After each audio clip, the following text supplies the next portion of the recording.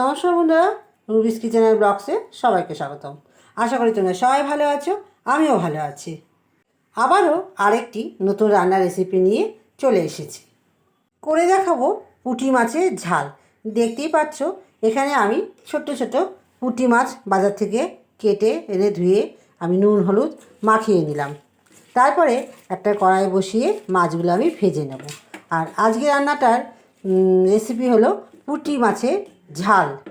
তোমরা পুঁটি মাছের ঝাল চচ্চড়িও বলতে পারো। আমি এটা পুঁটি মাছের ঝাল মানে একটু ঝাল ঝাল করে খাবো। পুঁটি মাছটা যেহেতু মিষ্টি, একটু ঝাল ঝাল হলে খেতে ভালো লাগবে। চলো করে দেখাই কিভাবে আমি রান্নাটা করি। দেখতেই পেলে আমি এখানে নুন হলুদ আর লঙ্কার গুঁড়ো দিয়ে মাছটাকে 5 মিনিটের মতন মেরিনেট করে রেখে দেবো। তারপরে কড়াইতে ভেজে নেব। কড়াইতে তেল দিয়ে নেব। পুঁটি মাছের ঝাল করতে গেলে একটু তেল বেশি লাগবে। আমি আমার আন্দাজ মতন দিয়ে নিয়েছি, তোমরা কিন্তু তোমাদের আন্দাজ মতন দিয়ে নেবে। মাছগুলো আমি ভেজে নেব এক এক করে। সব মাছ একসাথে দেবো না, অল্প অল্প করে মাছগুলো দিয়ে ভেজে নেব। মাছগুলো ভাজা হয়ে গেছে, এবার আমি সব মাছগুলো তুলে নেবো এক এক করে। আগেরগুলো আমি তুলে নিয়েছি, এবার এক এক করে কড়াই থেকে সব মাছগুলো আমি তুলে নেব। মাছ ভাজা তেলেই আমি একটু তেল দিয়ে নিয়েছি। এরপর একটু কালো জিরা ফোড়ন দিয়ে নিলাম। এরপরে দিয়ে দেবো আলুগুলো কেটেছি আলু ভাজার থেকে একটু বড় বড়। এর মধ্যে একটু আলুগুলো ভেজে তারপর আমি মশলাটা দিয়ে নেব।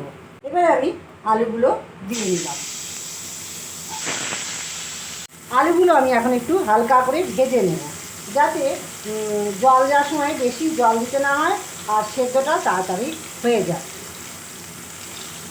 আলুটা প্রায় ভাজা হয়ে গেছে। এবার আমি আদা পেঁয়াজ রসুন আর টমেটো যে পেস্টটা করেছিলাম সেটা দিয়ে নেবো 1.5 চামচের মতন। এই চামচে 1.5 চামচের মতন আমি দিয়ে নেব। দিয়ে ভালো করে মশলাটা কষিয়ে নেব। দেখতেই পাচ্ছ মশলাটা কষানো হয়ে গেছে। এরপরে আমি এর মধ্যে কিছু গুঁড়ো মশলা অ্যাড করব। দিয়ে নেব পরিমাণ মতন লবণ,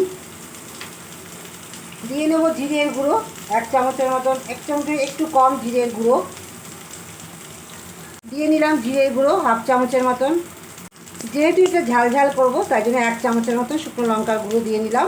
আর রং আসার জন্য আমি কাশ্মীরি লঙ্কার গুঁড়ো দিয়ে নেব। দিয়ে নেব হলুদের গুঁড়ো 1/2 চামচের মতন।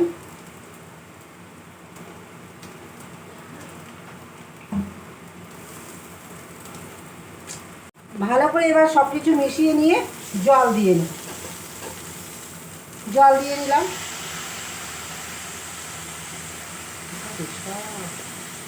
এবার আমি একটু জল দিয়ে নিলাম। দিয়ে ভালো করে একটু ফুটে আসলেই আমি একটু ধনেপাতা দিয়ে নামিয়ে নেব।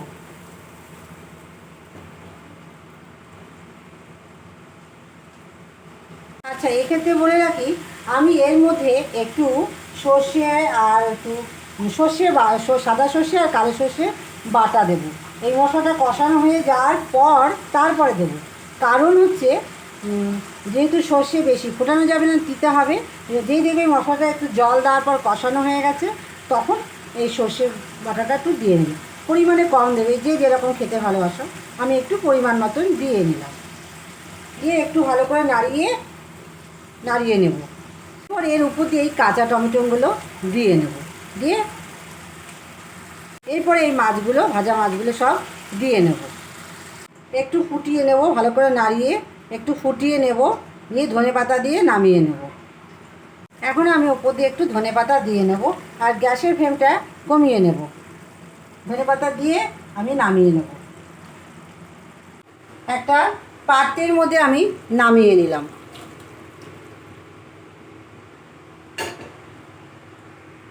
ওপর দিয়ে একটু ধনেপাতা দিয়ে নিলাম, যে দেখতে ভালো লাগে বলে।